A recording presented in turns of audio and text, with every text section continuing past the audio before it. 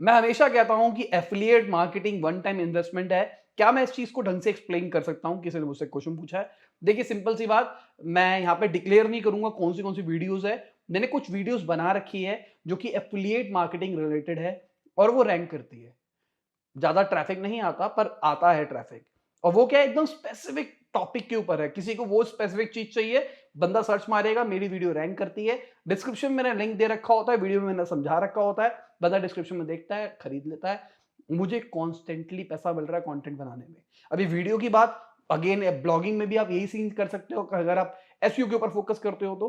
अब one time investment का मतलब ये है, कंटेंट बनाने में एक बार मेहनत करी हमने, ब्लॉग बनाने में एक बार मेहनत करी हमने, ब्लॉग के बैकलिंक्स बनाने में एक बार मेहनत करी हमने, ब्लॉग को प्रमोट करने में एक बार मेहनत करी हमने।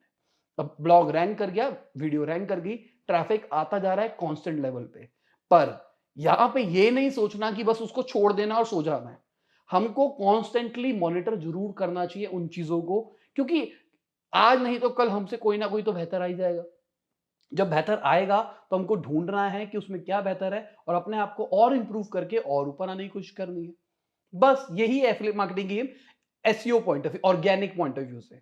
बाकी अगर नॉन ऑर्गेनिक की बात करके चलूं तो आपको अच्छा कंटेंट क्रिएट करना है, ऐड चलाओ। बहुत सारे आपको ऐसे प्रोडक्ट्स मिल जाएंगे जिसमें कन्वर्जन रेट हायर मिलेगा आपको अगर आप अच्छा कंटेंट बनाते हो। एग्जांपल के लिए मान के चलते हैं, मैं एक XYZ प्रोडक्ट बेच रहा हूं और मुझे एक सेल के ऊपर $50 मिलता है। एग्जांपल के लिए, कैलकुलेशन के लिए मैं आपको बता रहा हूं, ठीक है। अब मैंने उसके रिलेटेड कंटेंट बनाया कि आप ये इस चीज को कैसे सॉल्व कर सकते हो, और मैंने उसकी कंटेंट की एड चलाई जो मैंने बनाया है।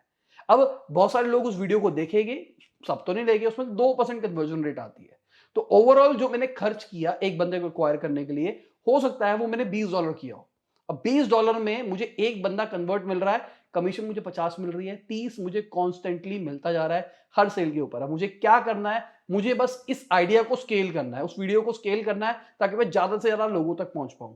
एक टाइम के बाद में वो सैचुरेट हो जाएगा, उसके बाद मुझे कुछ नया रेलेवेंट कंटेंट उठाना है, या फिर हो सकता है कि वो प्रोडक्ट ही आउटडेटेड हो गया हो, मुझे कोई नया प्रोडक्ट उठाना है। तो यहाँ पे over the period of time आपको चेंज करता रहना होगा। ऑर्गेनिक के अंदर मैं वो कंडीशन लेके चल रहा हूँ, आप जेनरिक स्ट्रेटेजी पर काम कर रहे हो। कंटेंट जो आप बना रहे हो वो लाइफ टाइम वाला कंटेंट बना रहे हो, जो कि आज से 10 साल बाद भी रेलेवेंट रहने वाला है। और जो आप प्रोडक्ट रिकमेंड कर रहे हो वो भी आज से 10 साल बाद वैलिड रहने वाले हैं। अगर आप उस टाइप से सोच सकते हो तो बहुत बढ़िया रहेगा।